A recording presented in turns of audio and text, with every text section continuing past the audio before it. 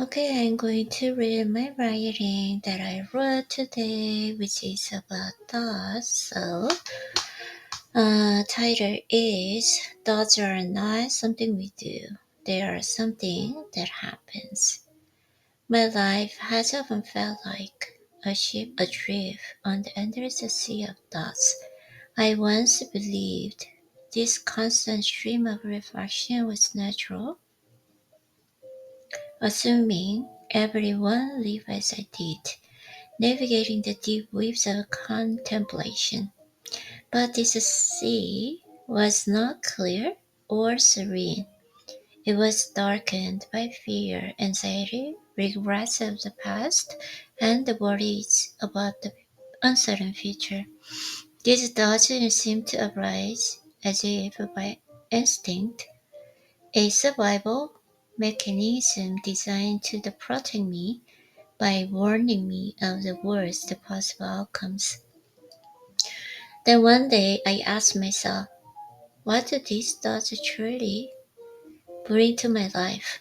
I realized that dwelling on the fears of the future or regrets of the past did nothing to improve my reality. These patterns were merely consuming my time and energy.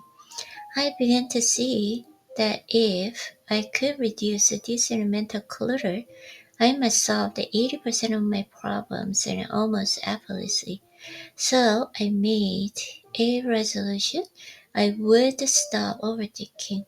Yet, ironically, the more I tried and stopped thinking, the more intrusive my thoughts became.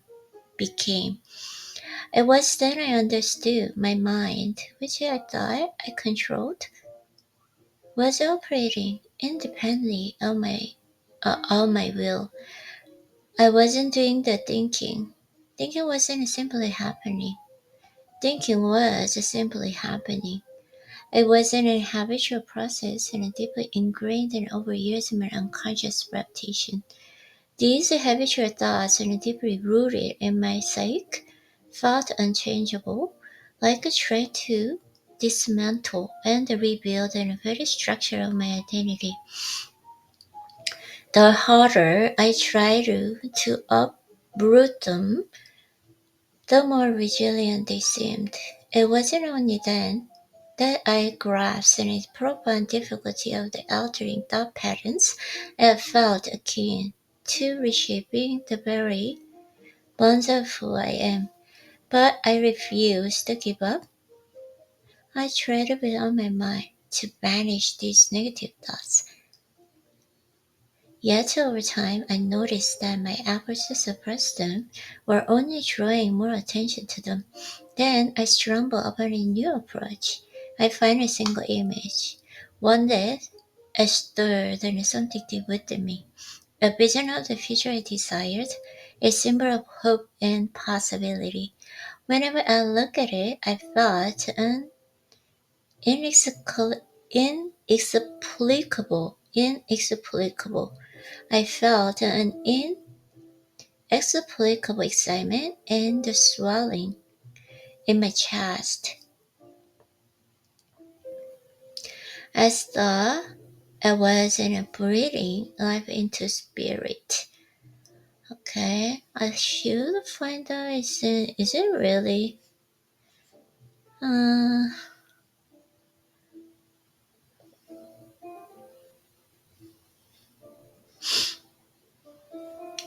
is there is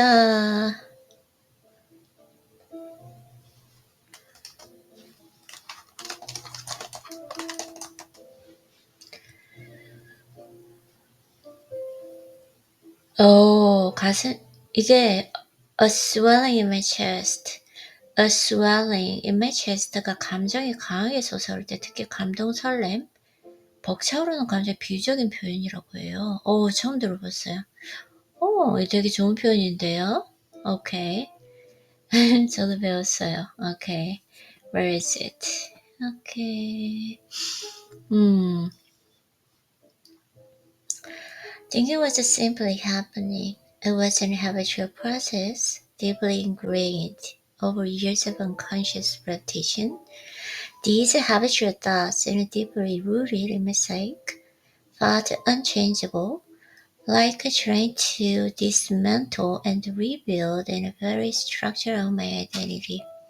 The harder I tried to uproot them, the more resilient they seemed. It wasn't only then that I grasped the profound difficulty of altering thought patterns. I felt akin to reshaping the very bones of who I was. But I refused to give up. I tried with all my might to banish these negative thoughts. Yet over time, I noticed that my efforts to suppress them were only drawing more attention to them. Then I stumbled upon a new approach. I found a single image. One wasn't stored in something deep within me. A vision of the future I desired, a symbol of hope and possibility. Whenever I looked at it, I felt an inexplicable, inexplicable excitement, a swelling in my chest, as though I was breathing a life into my spirit. Every time the negative thought crept me, I replaced it with that image. I focused on it, using it as a mental anchor. This practice, often referred to as visualization, became my sanctuary.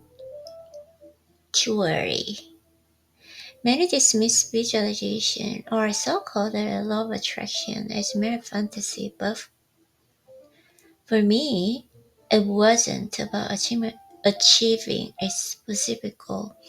It was about choosing to fill my mind with thoughts that brought me joy, rather than allowing myself to be swept away by negativity.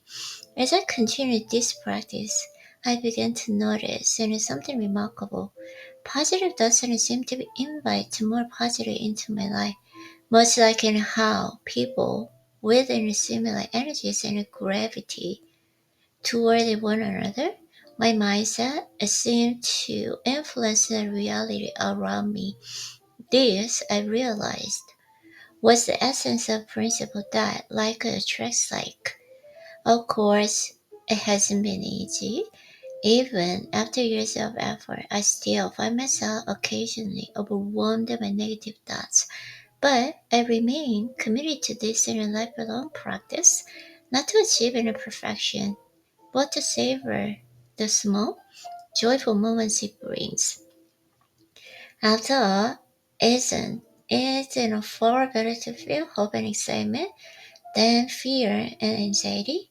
For me, this journey is not about breaking free from old habits, but about steering my life toward a brighter, more fulfilling horizon. Okay, that sounds really good. 자, 생각은 하는 것이 아니라 생각은 되어지는 것입니다. 내 삶은 마치 끝없는 사유의 바다 위를 떠다니는 배와 같았습니다. 나는 한때 이 모든 사유가 자유로운 것이라고 믿었고 모두가 나처럼 생각의 깊은 물결 속에서 살고 있다고 여겼습니다.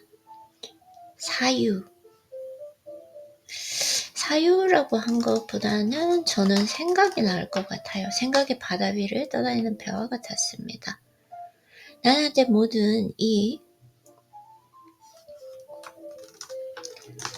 생각이 자유로운 것이라고 믿었고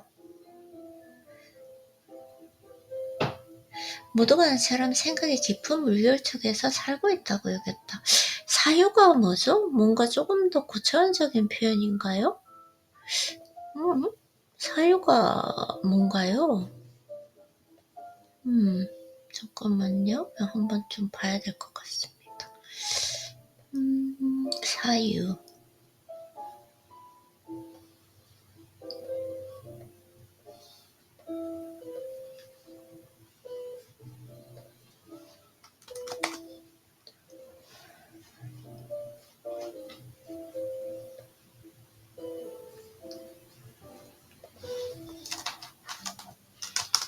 Thinking is not something we actually do, it isn't something that naturally occurs.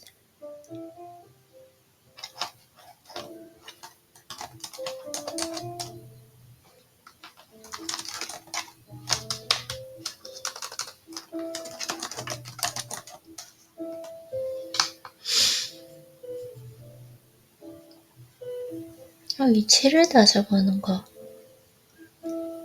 숙고하는 과정이다. 이건 아닌 것 같은데? 오케이. 죄송해요. 제가 이걸 조금 사유보다는 생각이 나올 것 같아서 이걸 바꿔야 될 것 같아요. Course happens. 오케이. 이거보다는 그게 나은 것 같아요. Those are not as something we do. Okay.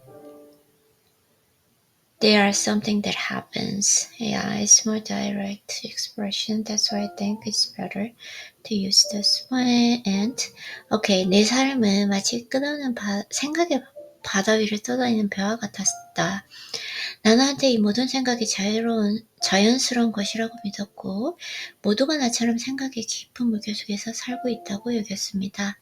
하지만 그 바다는 맑고 잔잔하기보다는 두려움과 불안, 과거의 후회로 물들어 있었습니다.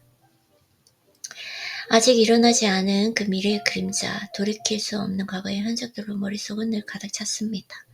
이 모든 것은 마치 아무도 가르쳐주지 않았지만 스스로 터득한 생존 본능 같았습니다. 뇌는 나를 보호하기 위해 가장 부정적인 가능성을 경고하는 성향을 타고났으니까요. 그러던 어느 날 나는 스스로에게 물었습니다. 이런 생각들이 내 삶에 무엇을 남기는가? 미래를 두려워하고 과거를 되새기는 것만으로 내 현실은 조금 더 나아지지 않는다는 사실을 깨달았습니다. 내 시간과 에너지를 갉아먹는 이 생각들을 줄이기만 해도 삶의 80%의 문제는 자연스럽게 해결될 것 같았습니다. 그래서 나는 결심했습니다. 더는 생각하지 않기로. 그러나 아이러니하게도 생각하지 않으려 하면 할수록 생각은 더 밀려들었습니다. 그제 난 깨달았습니다. 내가 내 것이라 믿었지만 그것은 내가 통제할 수 없는 어떤 동리체처럼 움직이고 있었습니다. 내가 생각을 하는 것이 아니라 생각이 되어지는 것이었습니다. 마치 오래된 시계가 멈추지 않고 째깍거리는 것처럼 나의 머릿속은 습관적인 생각으로 가득 찼습니다. 오랜 세월 동안 내 의식은 내가 애써 초점 맞추지 않아도 자연스레 떠오르는 부정적 패턴들에 지배당했습니다. 그것을 고치려 할수록 뿌리 깊은 나무처럼 단단히 자리 잡은 그 생각들은 내 노력을 비웃듯 흔들리지 않았습니다.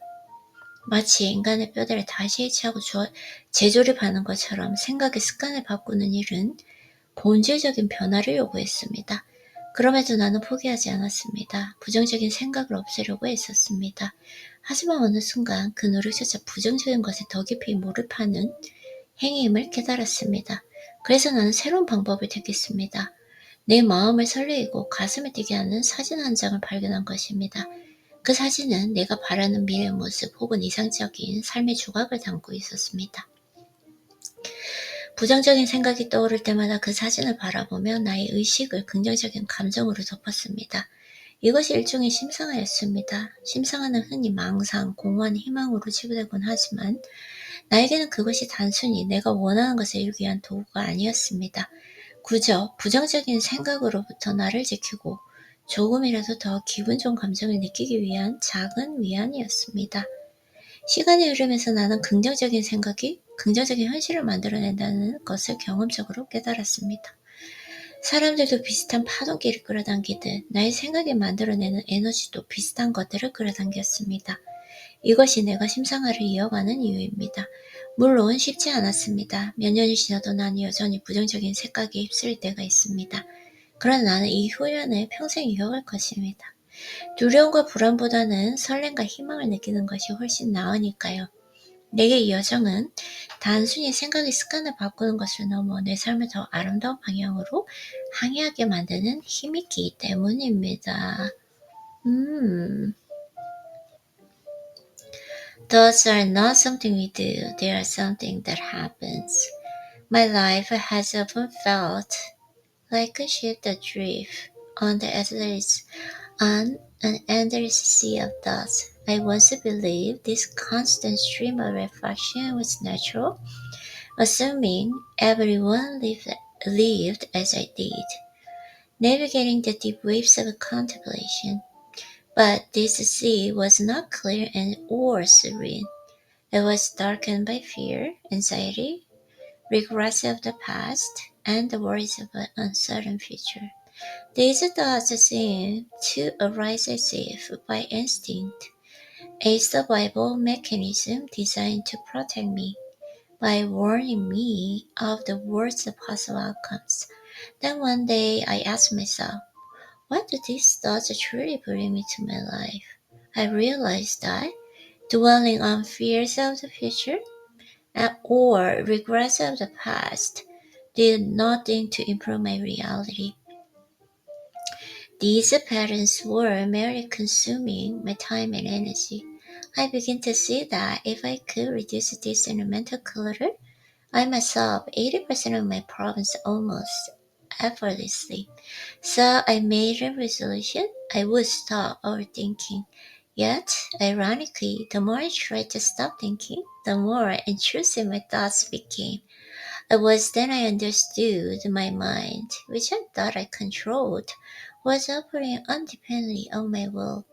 I wasn't doing the thinking. Thinking was simply happening. Oh, it was a habitual process and deeply ingrained over years of unconscious repetition.